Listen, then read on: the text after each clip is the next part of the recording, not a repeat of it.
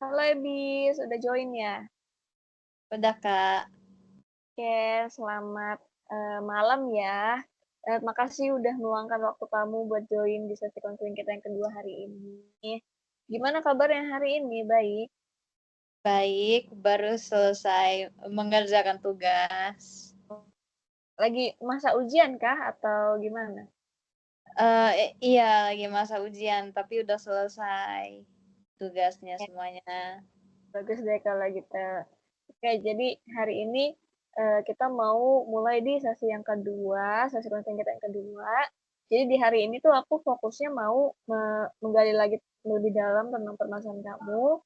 Dan juga hari ini tuh aku pengen nerapin teknik yang nantinya bakal aku terapin ke kamu. Dan juga nanti mungkin aku akan ngasih sedikit homework juga ke kamu. Oke, jadi sebelum kita mulai juga, aku mau jelasin lagi kalau misalnya di sesi konseling hari ini masih ada yang namanya asas kerahasiaan. Jadi di mana kamu gak usah takut kalau misalnya nanti permasalahan kamu ini bakal tersebar kemana-mana atau bakal ada orang lain yang dengar. Karena lagi-lagi di konseling itu ada namanya asas kerahasiaan. Jadi nanti kamu bisa cerita seluasnya kamu aja. Udah paham ya sampai sini? Ya Kak, paham Kak? Kayak ada yang mau ditanyain dulu atau nggak ada? Gak ada Kak? Oke, kalau gitu berarti kamu udah siap ya mulai sesi konseling kita hari ini. Iya Kak, udah Oke, siap. oke. Jadi kemarin kan di sesi yang pertama kamu udah cerita-cerita ya tentang permasalahan kamu. Nah, boleh dong di konseling hari ini diceritain lagi tentang permasalahan kamu itu. Jadi sebenarnya permasalahannya di antara lingkungan sosial, yaitu di lingkungan teman-teman kelas di kampus. Karena ada saat dimana mereka merasa apa ya, merasa lebih tahu segala-galanya, jadi kita tuh seolah-olah dituntut untuk ngikutin mereka terus kan, ngikutin kemauan mereka terus habis itu karena mereka ikut organisasi yang langsung di langsung di bawahnya prodi, itu tuh kan mereka jadi lebih sering mendapatkan informasi dan segala macam kan. Terus kayak karena mereka begitu, jadi mereka merasa diri mereka tuh tinggi gitu, dan itu membuat aku nggak nyaman, gitu. Ya Hmm. intinya merasa senioritas di kalangan teman-teman sendiri gitulah istilahnya. Meskipun satu umur gitu ya, jadi maksudnya meskipun kalian apa ya seumuran, tapi mereka tuh merasa kayak superior gitu ya, merasa yang apa sih yang banyak tahu, banyak pengalaman gitu ya. Iya. Oke. Eh, buat menggali permasalahan kamu, mungkin aku mau kasih beberapa pertanyaan juga. Nah, yang pertama itu dari teman-teman sekelas kamu yang tadi itu eh, apa sih kan mereka juga bergabung ya di organisasi organisasi mahasiswa ya, himpunan Iya. gitu ya. Iya. Iya. Di himpunan itu mereka juga nunjukin sikap superior mereka kah atau kayak malah sebaliknya? Sejujurnya kayaknya iya, soalnya kan, mereka kan sekarang ibaratnya jadi staff kan, terus koordinator sama BPH itu masih kakak kelas. Terus kayak masukan dan evaluasi yang dikasih sama kakak kelas itu nggak diterima sama mereka. Kayak mereka merasa mereka paling benar gitu. Ya jadinya gara-gara itu nama baik angkatan aku tuh jadi jelek di matanya kakak kelas gitu sih. Berarti gara-gara mereka jadi asumsi sama kakak kelas juga jadi negatif gitu ya ke kelas kamu, nggak cuma mereka-mereka oknum-oknum itu doang ya. Mm-mm. Oke, selanjutnya mungkin gimana sih reaksi sama respon dari kating-kating himpunan itu kalau misalnya lagi ngevaluasi tadi yang kamu ceritain, mereka tuh negur-negur teman kamu nggak sih atau gimana ya? Atau cuma dibiarin aja gitu? Ada pengalamannya nggak yang kamu lihat atau kamu rasain? Lebih ke mereka kadang kalau digituin ya marah terang-terangan kan, pasti cuman ya sama teman-teman, gue nggak mau di ini, nggak mau didengerin, nggak mau nggak mau introspeksi diri gitu, malah mereka mencari kesalahan-kesalahannya kakak kelasku terus gitu. Intinya kayak semuanya harus salah kakak kelasnya, bukan salah mereka gitu. Orang-orang ini tuh cuma 1-2 orang atau satu kelompok gitu kalau boleh tahu? 3 orang. 3 orang ya. Satu kelas kamu ada berapa orang? 12. 12. Oh, berarti ya seperempatnya gitu lah ya dari mereka ini. Oke, oke. Oke, selanjutnya aku mau tanya juga, kalau misalnya dari tuntutan ngikutin kehendak teman-teman kamu yang tadi ini, gimana sih hal ini mempengaruhi dinamika kelompok di kelas atau kerjasama di kelas misalnya dalam kerja kelompok gitu ada pengaruhnya nggak? Kalau sebenarnya kebetulan di salah satu mata kuliah aku tuh satu kelompok sama mereka. Terus kayak kalau kerja sih oke, cuman kadang tuh terlalu sering membawa jokes kayak gua kan divisi ini, jadi kalian harus ngikut gitu kan. Padahal kayak nggak ada kaitannya sama sekali gitu sama kerja kelompok kita. Itu sih kayak kesannya arogan aja. Hmm, Tapi kayak secara nggak langsung dia tuh nyampurin urusan kuliah dan juga urusan organisasi gitu kali ya, Mm-mm. yang harusnya kita cuma ngomongin materi atau cuma ngomongin bahan yang harus dipresentasi, tapi malah bawa urusan organisasi gitu ya kalau nggak salah. Mm-mm. Ya. Oke, oke selanjutnya gimana sih kalau dari kamu sendiri, pandangan dari kamu sendiri nih terhadap mereka gitu? Eh, Menurut kamu ini ada nggak sih dampak buruk dari teman-teman kelas kamu ini terhadap reputasi mereka sendiri gitu, terlepas dari teman-teman sekelas? Reputasinya jadinya kayak kan kayaknya bulan ini atau semester depan kan pergantian pengurus ya. Jadi yang BPH itu udah mau magang semester depan, terus nanti BPH-nya udah jadi teman-teman aku kan. Ya aku cuman khawatir aja mereka bakal apa ya, memberi contoh BPH yang kurang baik gitu buat anggota-anggota baru dan semua yang bakal terlibat dalam organisasinya. Kalau tingkah mereka kayak gitu-gitu terus sih ya bakal kayak gitu sih menurut aku kayak BPH kok arogan gini-gini. Soalnya kelihatan banget gitu loh kayak sifat-sifat tingginya gitu. Hmm, Oke, oke, aku tangkap semuanya. Oke, selanjutnya mungkin ada nggak sih cara yang udah kamu lakuin buat teman-teman kamu yang ini buat ngatasin masalah yang kamu ceritain tadi itu? Kalau ada, boleh dong dijelaskan atau diceritain. Hmm, sebenarnya nggak bisa ngapa-ngapain soalnya eh mau ngomong juga takutnya ikut campur sama urusan mereka kan. Tapi di sisi lain juga mereka tuh orangnya keras kepala. Kebanyakan tuh keras kepala, jadi kalau dikasih tahu tuh susah dikasih tahu. Hmm, Gitulah. Oke, oke. Nah, kalau aku mau nanya lagi, permasalahan ini tuh cuma kamu yang berpikir demikian atau ada teman-teman lain yang berpikir yang sama? Ada sih beberapa yang mikir yang sama juga. Oke, berarti nggak cuma asumsi sendiri aja ya, berarti ada orang lain juga yang berpikir hal demikian gitu ya. Iya, betul. Oke, oke selanjutnya eh, gimana sih solusi yang kamu harapkan gitu buat memperbaiki hubungan dengan teman-teman sekelas kamu yang tadi terlibat dalam himpunan deh? Sebenarnya apa ya? Karena sebenarnya nggak cuma satu matkul deh, ada 2 matkul kalau dipikir-pikir yang sekelompok sama mereka. Cuman kayak mikirnya kayak ya ampun kapan ya ini semester kelar gitu kan biar apa biar cepet-cepet gak sekelompok sama mereka. Kayak sebenarnya susah sih soalnya dari dalam diri aku sendiri tuh kayak apa namanya ya sebutannya ya, udah kesel banget gitu loh, saking keselnya tuh udah muak gitu loh sama mereka. Jadi kayak solusinya nggak tahu mau ngapain Belum tahu saking berarti ya. muaknya dan keselnya. Heeh. Iya, iya kayak ngerti ngerti ngerti.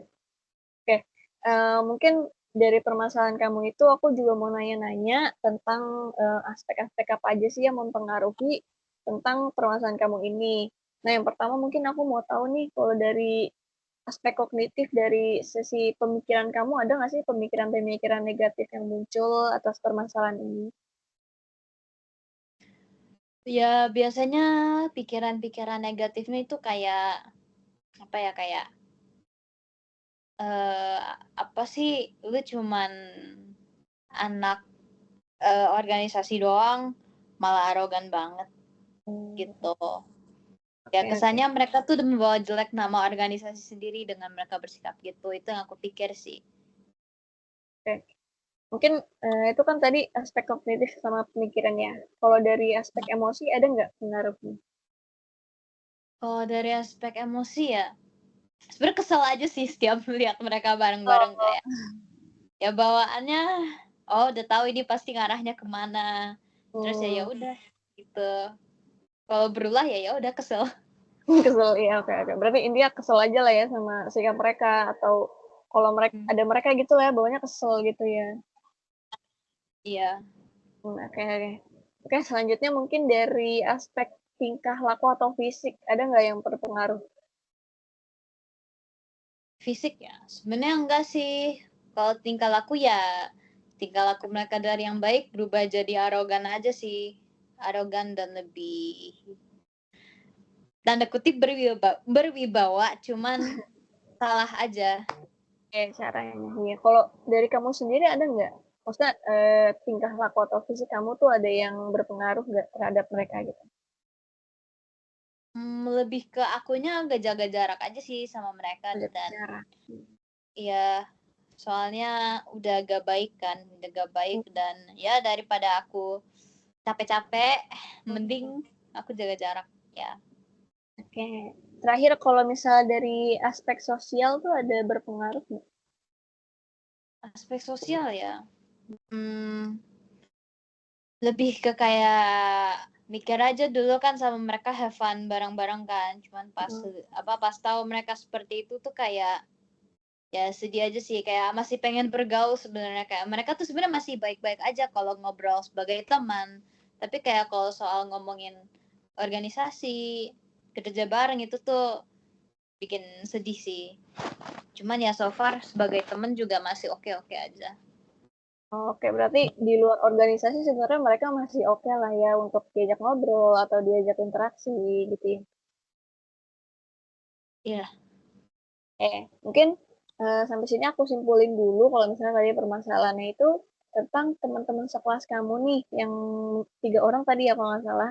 Nah, mereka itu iya, merasa menjadi superior, kalau menurut kamu menjadi arogan, karena mungkin, pengalaman mereka tuh lebih banyak dibandingkan teman-teman sekelasnya. Karena, eee, gimana ya, mereka mungkin, punya banyak kegiatan gitu ya di organisasi dan juga sampai ke bawah nih ke kelas, kalau misal lagi kerja kelompok juga ke bawah sikap arogannya, sikap mereka, gimana sih, mungkin, kalau aku bisa bilang sok tahu mungkin ya, bener nggak ya? Atau mhm, sok memberi gitu. Nah, iya mungkin dari situ. Nah, kalau dari dampaknya ke kamu sendiri, jadi kamu, gimana ya, merasa lelah, kesal kalau misalnya, berinteraksi sama mereka, juga, eee, mungkin kalau misal lihat mereka juga merasa, kayak kurang suka gitu ya mungkin ya, bener nggak kondisinya? iya. Oke, thank you. Nah, kalau dari sesi konseling kita yang sebelumnya kan aku udah tanyain tentang tujuan konseling kita. Nah, kamu ingat nggak tujuan konselingnya apa? Lupa. Lupa ya? Oke, jadi tujuan konseling kita ini, aku mau mengubah pemikiran kamu yang tadi berpikir kalau perilaku teman kamu itu negatif, menjadi ke arah yang lebih positif dan juga memberikan, perspektif baru gitu. Kalau teman kamu ini nggak sebenarnya negatif gitu, ngerti ya? Mhm. Oke, sampai sini aku mau tanya dulu, aku mau kasih skala, seberapa kamu cemas dengan permasalahan ini. Nah, di angka 1 itu sangat tidak cemas dan 10 itu sangat cemas. Nah, sekarang kamu ada di angka berapa kira-kira? Mmm, sangat cemas. Di angka berapa? Mungkin 5 sampai 10. 7. 7 ya, berarti lumayan cemas kan ya. Oke, kok di sini aku mau mulai praktek ke tekniknya. Nah, hari ini aku mau pakai teknik yang namanya reframing. Sebelumnya mungkin aku jelasin dulu ya teknik reframing itu apa. Nah, teknik reframing ini intinya itu aku mau kasih perspektif baru mengenai permasalahan kamu. Mungkin yang tadinya kamu mikir kalau teman sekelas kamu ini bersikap begini dan memberi dampak negatif. Jadi aku memberi nanti perspektif baru ke kamu. Sampai sini ada pertanyaan dulu nggak? Nggak ada. Nggak ada. Oke, mungkin sebelumnya aku juga mau tanya-tanya untuk aku lihat dulu perspektif dari kamu. Mungkin yang pertama aku mau nanya dulu, gimana sih perasaan kamu kalau lihat teman-teman kamu yang sekelas yang tadi yang superior itu eh, terlihat superior dan mengabaikan kritik yang diberikan oleh kating-kating himpunan. Nah, perasaan kamu gimana? Perasaanku sedih sih, soalnya aku pribadi kan menganggap cutting tuh kayak role model buat kita para juniornya kan. Jadi kayak menurutku kalau udah dikasih saran dan masukan dari cutting itu berguna banget karena aku pribadi kan lumayan banyak, bukan lumayan banyak sih, kayak lebih lumayan banyak dapat ajaran baru kan dari cutting dan itu tuh berguna banget buat aku sebagai mahasiswa di sini. Jadi kayak menurutku kalau nggak dipakai dengan efisien tuh tersia-siakan banget sih gitu. Jadi ya sedih aja. Oh iya, sedih aja lah pokoknya ya kalau lihat mereka kayak gitu ya depan kating-kating lagi apalagi ya. Hmm. Oke, selanjutnya menurut kamu sendiri nih, ada nggak sih alasan dibalik sikap mereka yang superior atau arogan itu buat ngikutin kehendak dari teman-teman kamu yang tergabung himpunan ini? Sikapnya si teman-teman yang arogan itu. Iya, benar-benar yang superior. Mungkin karena sebenarnya kayak kita satu kelas tuh nggak ada yang mau masuk himpunan sebenarnya. Cuman kayak waktu itu mereka dipanggil sama Kak Prodi buat apa ikut join kan. Terus akhirnya mereka ikut. Istilah kayak tumbal karena udah nggak ada lagi jadinya diajak gitu kan. Ya mungkin kayak mereka niat gak niat gitu kan masuk sini. Tapi apa boleh buat, mereka kan yang dipanggil gitu sih menurut aku. Selanjutnya, ada nggak sih hal positif yang bisa kamu ambil dari teman-teman kamu ini yang mereka bersikap arogan atau superior? Misalnya mereka tuh gimana ya? Misalnya tuh pembelajaran tentang gimana sih komunikasi dengan orang-orang yang memiliki pandangan berbeda. Nah, menurut kamu ada nggak sih hal positif dari mereka gitu? Lebih ke itu bikin aku mikir kalau misalkan aku masuk organisasi aku nggak boleh bersikap kayak gitu. Itu sih. Berarti secara langsung dari teman-teman kamu ini, kamu merefleksikan juga ya buat diri kamu sendiri gitu. Iya. Oke, Oke selanjutnya, menurut kamu nih, kita bisa nggak sih menciptakan lingkungan yang lebih inklusif di kelas buat kamu dan juga teman-teman kamu yang lain selain superior ini? Lebih apa? Bisa nggak, menurut kamu bisa nggak menciptakan apa ya situasi yang lebih inklusif, yang lebih apa ya membaur gitu satu sama lain dan juga memiliki lingkungan yang lebih apa ya nyaman gitu? Ada nggak kira-kira cara yang bisa kamu lakukan? Atau udah kepikiran belum sih caranya apa gitu? Sebenarnya kalau bikin lingkungan baru yang lebih berbaur itu dulu pas awal-awal masuk kuliah itu angkatan aku tuh terkenal sebagai angkatan yang paling solid, yang paling berbaur. Cuman kayak makin kesini kan makin kepecah aja. Ya susah sih untuk ngebalikin lagi dan nggak tahu apa yang bisa bikin kita nggak balik lagi bersama-sama soalnya emang udah nggak sekompak dulu aja. Berarti emang ya sering jalannya berwaktu manusia juga berubah mungkin ya. Hmm. Oke, mungkin kalau aku lihat di sini kamu belum menemukan gimana sisi positif dari mereka ini. Jadi mungkin aku mau kasih perspektif baru lagi ke kamu. Kalau misalnya tadi tuh aku lihat kalau teman-teman kamu yang memiliki sifat arogan, yang superior ini.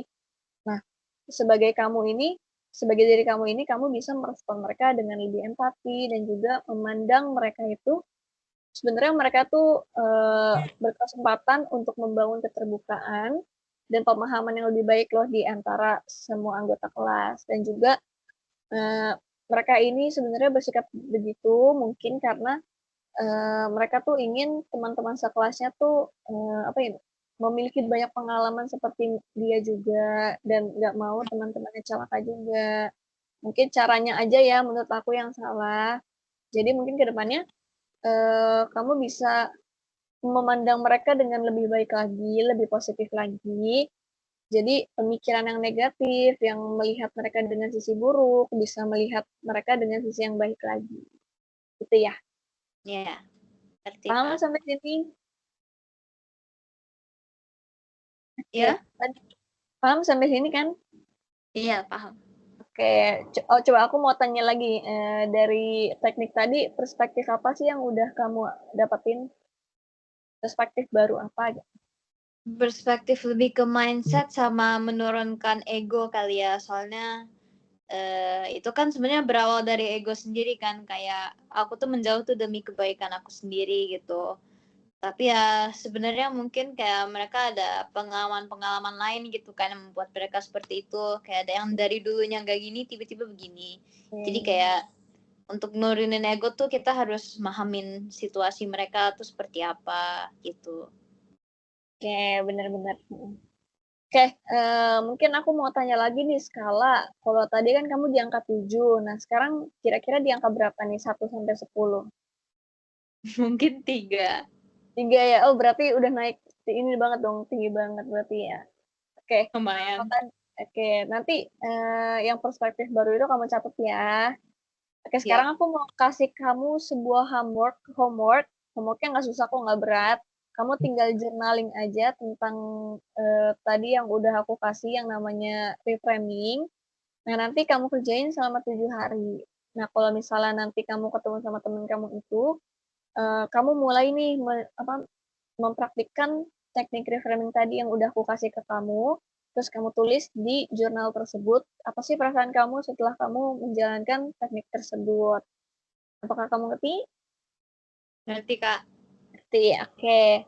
Oke, sampai sini mungkin aku mau ngevaluasi kalau tadi kamu punya permasalahan di mana teman sekelas kamu yang memiliki sikap arogan dan juga sikap yang superior mempengaruhi diri kamu dan juga teman-teman sekelas kamu. Apalagi sikap mereka yang kurang baik di depan kating-kating yang mengevaluasi mereka dan juga membawa permasalahan ini sampai ke kelas kamu, dinamika kelas kamu juga. Dan juga tadi aku udah kasih juga yang namanya teknik reframing, di mana aku memberi perspektif baru, di mana kamu ini bisa melihat kalau teman-teman sekelas kamu ini sebenarnya memiliki alasan tersendiri ya untuk melakukan hal tersebut. Misalnya dengan sikap mereka tuh ada alasannya sendiri. Tuh. Sampai sini bener ya? Ya benar. Oke, sekarang aku mau kasih kesempatan dong buat kamu mau buat evaluasi. Hari ini kamu dapat insight apa aja sih? Insight apa ya? Sama sih kayak insight untuk mengubah pola pikir gitu. Pola pikir Itu berarti. aja. Oke, Iya. makasih Elza. Oke, jadi sebenarnya sesi konseling kita hari ini sampai sini aja. Nanti sesi konseling kita bakal diadain di minggu depan lagi, di hari yang sama dan juga jam yang sama, dan juga melalui via Teams lagi. Kamu kosong kan bersedia? Iya, bersedia Kak. Oke, berarti aman ya untuk minggu depan. Jangan lupa homeworknya dikerjain juga. Nanti minggu depan kita bahas lagi, buat kita evaluasi, buat kita review lagi. Gimana sih ada kemajuan kah atau bahkan ada kemunduran tentang permasalahan kamu ini, gitu ya. Iya Kak. Oke, sampai sini ada pertanyaan dulu nggak? Nggak ada Kak. Nggak ada. Oke, kalau gitu sesi konseling kita hari ini sampai sini aja. Dadah, sampai ketemu minggu depan ya. Makasih banyak ya Kak. Sangat bermanfaat. Dadah.